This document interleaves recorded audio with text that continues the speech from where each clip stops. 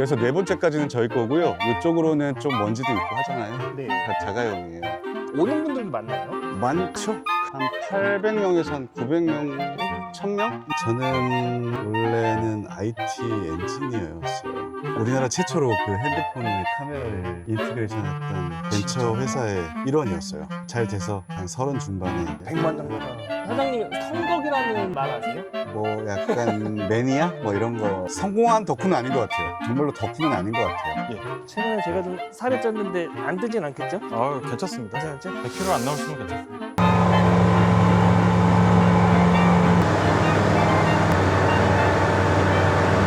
저희는 고급 휘발유 쓰고 있어요. 연비 안 좋아요. 굉장히 안 좋습니다. 굉장히. 시간에 사장님 안녕하세요. 안녕하세요. 예, 반갑습니다. 우선 간단하게 자기소개 먼저 한 번만 해주시겠어요? 예. 저는 경기도 화성에 위치한 하늘놀이 비행학교를 운영하고 있는 이진욱 대표라고 합니다. 푸른 잔디 보이시나요? 여기는 사설 비행장인데요. 레저용 비행기를 가리키는 학교죠. 몇 개 안 되는 국가에서 지정한 전문교육기관이라고 해서요. 인가받은 비행학교입니다. 그래서 일반인 대상으로 하는, 저희는 단순하게 조종사의 꿈이었던 어릴 적 꿈, 뭐 이런 것들을 이제 레저 비행기를 통해서 자격증을 취득하고 여러 가지 교육을 받고 전국 어디든지 제주도도 갔다 오고 독도도 갔다 오고. 우리나라도 미국에서 법이 좀 바뀌어서 우리나라도 2015년 16년에 법이 좀 바뀌었거든요. 근데 그 2015년 이전에는 고도는 제한이 있었죠. 근데 이제 아무 데나 내렸어요. 그래서 무인도 같은 데 내려서 뭐 삼겹살도 구워 먹고 오고 뭐 수영도 하고 오고 뭐 그런 옛날 시절이 있긴 해요. 뒤에 있는 비행기가 이제 경량항공인 건가요? 네, 맞아요. 되게 작네요. 길이는 한 6m, 7m 정도 기준이 있어요. 무게가 제한이 돼 있어요. 사람이 다 타고 기름을 다 넣고 해서 600kg가 넘어가면 안 돼요. 600kg 제한이면은 비행기 기체, 기름 다 빼면은 사람이 몇 킬로까지 탈 수 있는 거죠? 비어있는 항공기를 보통 한 300 초반에서 중반 정도를 봐요. 얘가 이제 한 330kg라고 치면 이제 여유는 270kg잖아요. 비행기마다 기름을 넣을 수 있는 양이 제한되어 있는데 얘는 90리터예요. 90리터를 키로로 환산하면 0.7 뭐 블라블라블라 이렇게 곱하는 식이 있거든요. 79, 63이면 아까 330에서 63kg를 더하면 대략 뭐 한 400kg가 되겠죠. 그렇죠. 그럼 200kg가 남잖아요. 그럼 200kg가 탈 수 있는 거죠. 근데 이제 저희가 저 옆에 있는 비행기 같은 경우에는 2배를 타요. 전 세계에서 제일 비싼 2인승 비행기긴 한데 얼마예요 저거는? 보통 이 비행기는 지금 한 2억 정도 하고요. 예. 와 비싸군요. 이 비행기는 지금 교육용이어서 기체는 되게 최고급인데 지금 전통적인 아날로그 계기들로 해서 요것도 한 2억 정도인데요. 실제 이제 이 비행기가 비싸다고 하는 이유는 뭐냐면 이런 장치들이 다 디지털이고요. 그 다음에 이제 우리 자동차에서 오토파일럿 같은 게 있어서 하늘에서 딱 찍어 놓으면 알아서 길 찾아가는 오토파일럿 기능이 있는데 그거는 이제 교육기로 한 2달 있다 새로 들어올 거예요. 그 비행기는 이제 3억 초반대. 요 비행기는 이 아까 처음 봤던 비행기하고 들리게 날개가 밑에 있고 위에 있잖아요. 날개가 위에 있는 거는 SUV. 그 다음에 날개 밑에 있는 건 그냥 스포츠카라고 생각하시면 돼요. 근데 이게 네. 비행기가 한 대당 한 2억 정도 하면은 사실 이게 일반 사람들이 이 취미로 갖기는 쉽지 않겠네요. 원래는 비행기 가격이 좀 적었어요. 그런데 우크라이나 전쟁이나 그 팬데믹 때문에 전 세계적으로 비행기가 30%에서 50%까지 오르기도 했거든요. 그런데 동유럽이나 유럽권에서 이 작은 비행기에 제작을 많은 회사들이 되게 많거든요. 네. 그러다 보니까 한 3, 4년 전까지는 비행기가 막 1억 초반대부터 한 2억 후반대였는데 지금은 이제 그 같은 동시대의 비행기가 저렴한 건 한 1억 중반에서 지금 한 3억 후반까지 이렇게 조금 이동한 거죠. 근데 이제 자기가 교육을 받았던 비행기를 렌트하는 제도도 있어요. 렌트하는 제도도 실은 교육비보다는 싸지만 상당히 좀 포지션이 있거든요. 영업비밀이긴 하지만 네. 아무튼 좀 대중화를 위해서 만든 제도가 하나 있어요. 우리 골프 회원권이나 콘도 회원권처럼 일정 보증금을 예치하고 그러면서 비행기를 10만 원대 초반에 1시간을 렌트할 수 있는 제도를 좀 만들었어요. 뭐가 남느냐? 남는 거 없어요. 근데 그래서 아무리 이게 10만 원에 빌릴 수 있다고 하더라도 비행기를 운전해야 되는 자격증이 필요하잖아요. 그쵸. 그러니까 보면 골프하고 제가 비교를 하잖아요. 네. 골프는 클럽 사고 처음 이제 라운딩 가고 그 다음에 레슨 받고 골프공 사고 옷 사고 밥 먹고 막 이러면 실제 교육비하고 비슷하더라고요. 다른 골프 같은 거랑 비교했을 때 비슷하다고 하면은 자격증을 따는 데까지 한 얼마 정도 드는 거예요? 이게 그 자격증을 딸 때 조금 약간 개인차가 좀 있어요. 매일매일 죽기 살기로 오는 분들과 주말밖에 못 오는 그냥 직장인들 격차가 되게 심한데 매일 오시는 분들 같은 경우에는 1,000만 원 언저리 초반에서 왔다 갔다 하시고 주말에 오시는 분들은 1,000만 원 중반에서 후반까지도. 지금 여기 있는 비행기는 다 네. 사장님 건 거예요? 아니요. 그래서 네 번째까지는 저희 거고요. 이쪽으로는 좀 먼지도 있고 하잖아요. 네. 다 자가용이에요. 자가용이라는 건 뭐예요? 라이센스를 따고 이제 여기 이제 저희한테 계류 서비스를 받으면서 주차한 거죠. 오는 분들도 많나요? 많죠. 한 800명에서 한 900명, 1000명? 뭐 요 정도 선은 체험이 오는 것 같아요. 교육 빼고. 그 정도면은 매출이 얼마나 되나요? 새 비행기를 계속 투여하다 보니까 다른 데보다 조금 더 방문율이 높은 건 사실이고요. 연매출 한 7억 정도?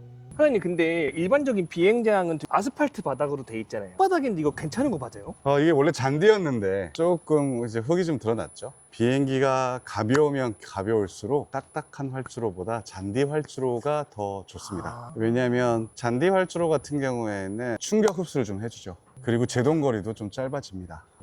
이게 입구가 두 개니까 이쪽에 한번 보시고 제가 반대로 한번 볼게요. 생각보다 공간이 넓진 않네요. 네, 근데 이 비행기가 이제 조금 아담한 편이긴 합니다. 이 비행기 같은 경우에는 최신 비행기여서 교육기긴 한데 완전히 디지털이에요. 그래서 이 비행기 같은 경우에는 여기 내비게이션도 있고 또 오토파일럿이라는 것도 있어서 하늘에 올라가서 지도에서 딱 찍으면 지가 알아서 이렇게 갑니다. 요 뒤쪽으로 바깥에 보시면 그 낙하산이 있어요. 그 낙하산을 한번 써보고 싶은데 쓸 일이 없어서 여태까지 한 번도 못 써봤는데. 근데 이제 비행기가 낙하산을 쓰는 것보다 개인적으로는 그냥 안전하게 불시착하는 게 더 저는 안전하다고 좀 생각합니다. 왜냐하면 해외 사례도 있고 막 그런데 우리나라 같은 경우에 특히 산악 지역에 고압 철탑이 되게 많거든요. 이런 근데 경량 항공기는 네. 한 번도 아직까지 사고가 없었나요? 뭐 여러 가지 형태로 사고가 없었다는 거는 조금 뭐 말이 안 되고요. 있었죠. 근데 이제 사람이 다치지 않거나 이런 것들이 약간 무법 시절? 그때는 실은 뭐 제도권 안에서 혹은 관리 감독을 못해서 좀 사고율이 좀 있었던 걸로 해요. 근데 법이 바뀌고 나서 많이 이제 없어지고 있는 것 같아요. 타는 게 쉽지 않네요. 아니요, 간단합니다. 이렇게 일단 엉덩이부터 살살 걸쳐 앉아가지고 이렇게 다리 사이로 넣으면 되게 아늑합니다. 타니까 불편하진 않네요. 네, 맞습니다. 근데 사장님은 어쩌다가 이 일을 시작하시게 된 거예요? 저는 원래는 IT 엔지니어였어요. 좀 일찍 은퇴한 케이스인데 우리나라 최초로 그 핸드폰에 카메라를 인티그레이션 했던 벤처 진짜요? 회사의 일원이었어요. 잘 돼서 사장님의 배려로 주식도 좀 있어서 한 30 중반에 백만장자가 아이 그런 건 아니에요. 좋아져서 좀 일찍 은퇴를 했어요. 그리고 나서 좋아하는 일을 찾아서 약간은 좀 방황하다가 근데 어렸었을 때 이제 비행에 대한 꿈 이런 게 있어서 그리고 레저로 즐기고 있었고 비행을 좀 해봐야겠다 그런 생각이 들어가지고 이 사업을 하게 된 건 2015년쯤에 법이 바뀌면서 그래도 이렇게 여기저기 많은 시설들이 있었는데 그 시설들이 다 없어졌어요. 한 2018년까지는 한 3년 동안에는 혼자 삽질하면서 막 그 사장님은 성덕이라는 말 아세요? 뭐 약간 매니아? 뭐 이런 거 성공한 덕후는 아닌 것 같아요. 왜냐면 저는 정말로 덕후는 아닌 것 같아요. 저는 남들보다 조금 비행을 일찍 하게 되고 그런 환경들이 만들어져서 비행을 조금 자주 할 수 있게 될 것 같은데 실제 덕후는 우리 학생들이 덕후예요. 이거 비행기를 타고 제일 네. 멀리 갔던 곳은 어디예요? 이제 요 비행기 같은 경우에는 얼마 전에 독도를 갔다 왔어요. 그리고 얼마 전에 제주도를 갔다 왔어요. 지금은 이제 일반인들 위해서 독도 가는 상품도 만들고 제주도 상품도 만들었어요. 혹시 이 비행기를 타고 독도를 가면 얼마나 드나요? 요 비행기만 지금 가능한데 한 7시간에서 한 8시간 반 사이에 걸려요. 한 200만 원 중반대 정도의 가격이 좀 형성되어 있고요. 개인 비행기긴 한데 이분이 원대한 꿈을 가지고 계십니다. 저랑 이 학생분이랑 또 스폰서들을 네, 여기가 지금 하루만 지나도 이렇게 거미가 좀 많은 야영지여서 그래서 조만간에 일본 대한해협을 횡단합니다. 교관님, 근데 제가 뒤에 있는 이 교관님들의 목록을 보니까 여자분들은 한 분도 없네요.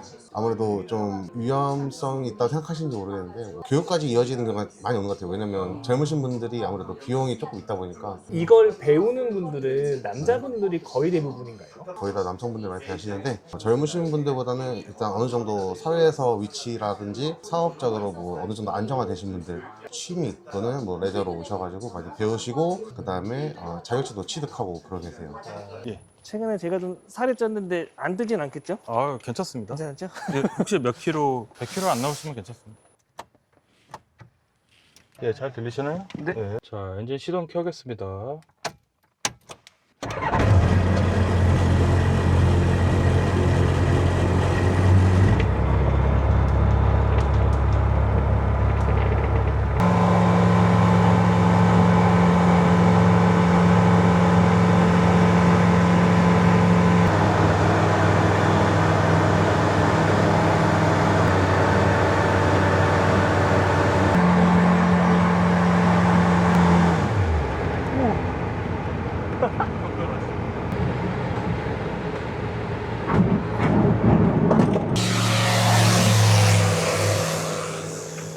이렇게 체험을 하러 오시는 분들이 평일에도 있네요. 보통은 주말에 많은데 평일에도 그래도 굉장히 계십니다.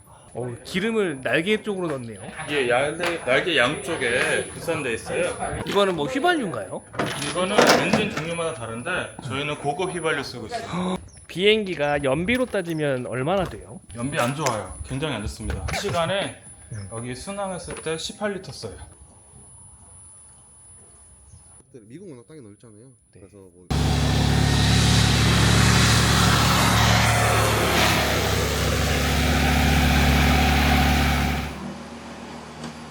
네, 수고하셨습니다. 어떠셨어요? 됐어요? 내리실 때 머리 조심하세요. 머리 조심하시고. 자, 저 비행기 타실게요. 재밌게 타십시오. 와, 이거 타고 오니까 짜릿함이 장난이 아니네요. 아, 그래요? 네. 네. 근데 이게 하늘에서 하는 체험이 몇 가지가 있잖아요. 그것들 중에서 이것만의 뭔가 좀 좋다 이런 게 있다고 하면은 항공 레저라고 표현하는 것들 중에 대부분이 국지적인 거죠. 여기서 여기, 여기서 여기. 비행기는 근데 전국 어디든지에 대한 장거리성이나 디스커버리라고 해야 되나? 뭔가 새로운 데를 개척할 수 있는 장거리성도 좀 있고요. 속도성도 좀 있죠. 그다음에 안정성도 제일 좋죠. 근데 그 여러 가지 레저 중에 유독 잘 알려지지 않은 것 같거든요. 왜 그럴까요? 인식에 혹은 매스미디어에 대한 벽인 것 같아요. 제가 봤을 때는 비행기 레저가 골프 이상의 비용이 들진 않아요. 그런데 왠지 비행기는 일반인들이 만지면 안 될 것 같고 만지면 철컹철컹 할 것 같고 그래서 여러 가지 제도를 좀 마련해서 지금은 이제 뭐 SNS가 많이 활발하게 되어 있으니까 이런 거 얘기하고 그래서 이제 체험 상품도 만들고 그래서 의외다. 와, 되게 생각한 거와 다르게 되게 느낌을 이제 하시면서 그런 분들이 또 저희의 주 수입원인 교육으로 이어지고 그 과정 중에 이제 비행기를 꿈꿨던 것들이 많이 해소가 되고 또 그래서 마지막으로 네. 목표가 있다면 뭐가 있을까요? 이건 개인적인 목표인데요. 저는 3년 있다 은퇴합니다. 이 비행장은 조금 더 좋은 환경으로 해서 계속 잘 세팅해가지고 후배들이 조금 더 많은 시장 확대를 노력할 거고 3년 있다가 일단 일선에서 물러나서 재능 기부를 좀 하고 싶어요. 그래서 여건이 안 되는 친구들한테 좀 비행을 무상으로 좀 가르쳐주고 싶은 일도 해보고 싶고 그런 계획을 좀 가지고 있어요.